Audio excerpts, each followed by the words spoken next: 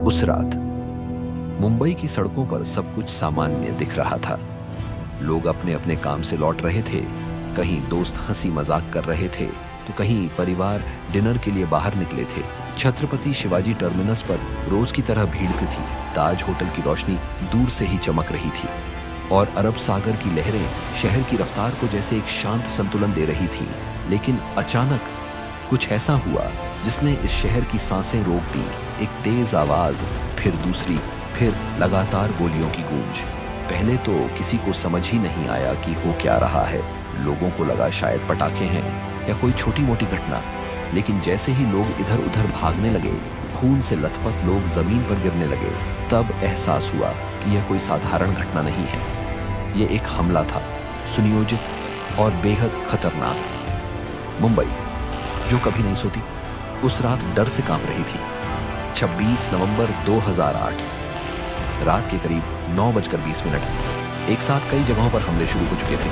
Chhatrapati Shivaji terminus पर अंधाधुंध firing, ताज hotel में घुसकर बंधक बनाना, ओबेरॉय ट्राइडेंट में गोलियां, नरीमन हाउस में कब्जा। 10 हमलावर जो समुद्र के रास्ते भारत में दाखिल हुए थे, छोटे छोटे समूहों में बंटकर शहर को अपने कब्जे में लेने की कोशिश कर रहे थे। हर गोली के साथ एक जिंदगी खत्म हो रही थी। हर चीख के साथ एक परिवार टूट रहा था। टीवी चैनलों पर लाइव कवरेज शुरू हो चुका था।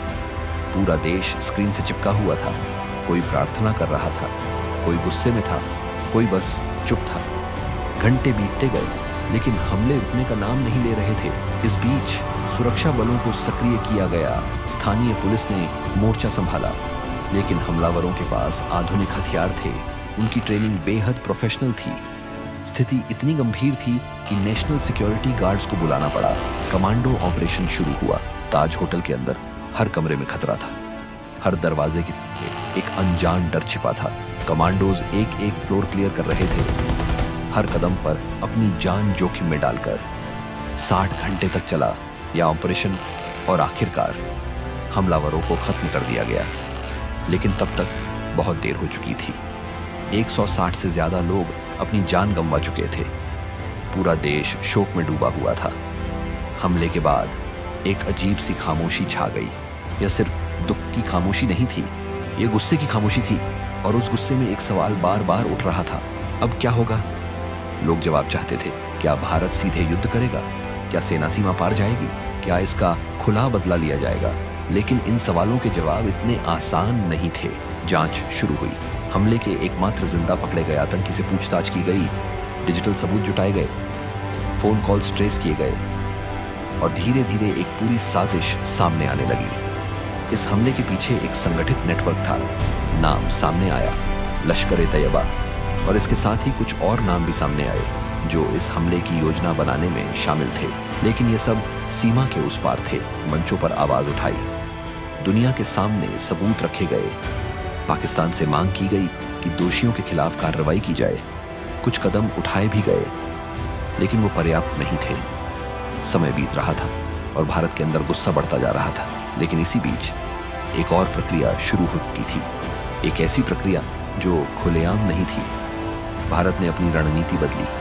सीधे जवाब देने की बजाय उसने गहराई से सोचने का रास्ता चुना। खुफिया एजेंसियों को पूरी तरह सक्रिय किया गया। हर जानकारी को इकट्ठा किया जाने लगा। कौन लोग शामिल थे, कहां से फंडिंग हो रही थी, किस तरह की ट्रेनिंग दी गई थी, और सबसे अहम, आगे क्या हो सकता है। यह सिर्फ एक हमले की जांच नहीं थी, यह एक पूरे नेटवर्क को समझने की कोशिश थी। कम्युनिकेशन चैनल्स पर नजर रखी जा रही थी। Phone calls, internet activity, financial transactions, हर चीज को ट्रैक किया जा रहा था। छोटे छोटे संकेतों को जोड़कर एक बड़ी तस्वीर तैयार की जा रही थी। कई बार ऐसी जानकारी मिली जो बहुत संवेदनशील थी, जिसे सार्वजनिक नहीं किया जा सकता था। लेकिन उन जानकारियों के आधार पर कई अहम फैसले लिए गए। इस दौरान सुरक्षा व्यवस्था में भी बड़े बदलाव किए गए। समुद्री सुरक्षा को मजबूत किया गया। तटीय इलाकों में निगरानी बढ़ाई गई।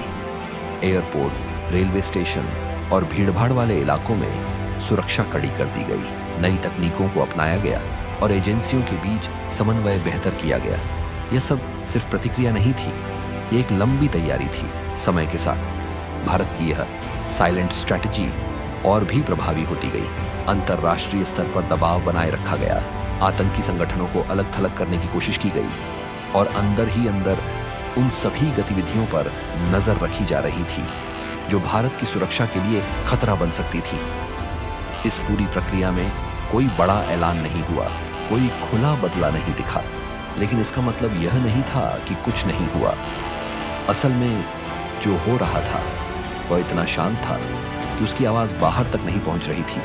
यह साइलेंट रिवेंज किसी एक घटना का जवाब नहीं था, यह एक सोच थी, एक संदेश था कि भारत अपनी गलतियों से सीखता है और खुद को और मजबूत बनाता है, कि वह हर खतरे को समझता है और सही समय पर सही तरीके से जवाब देता है। आज जब हम उस रात को याद करते हैं तो सिर्फ दर्द नहीं महसूस होता, बल्कि एक बदलाव भी नजर आता है। एक ऐसा बदलाव जिसने भारत की सुरक्षा व्यवस्था को पूरी तरह बदल दिया। कई बातें आज भी रहस्य हैं, कई ऑपरेशंस आज भी सामने नहीं आए हैं, लेकिन एक सच्चाई साफ है, भारत ने उस हमले को सिर्फ सहा नहीं, उससे सीखा और खुद को और मजबूत बनाया। और शायद यही है असली साइलेंट रिवेंज, एक ऐसा जवाब जो दिखता नहीं लेकिन हर उस कदम में मौजूद होता है जो देश की सुरक्षा के लिए उठाया जाता है।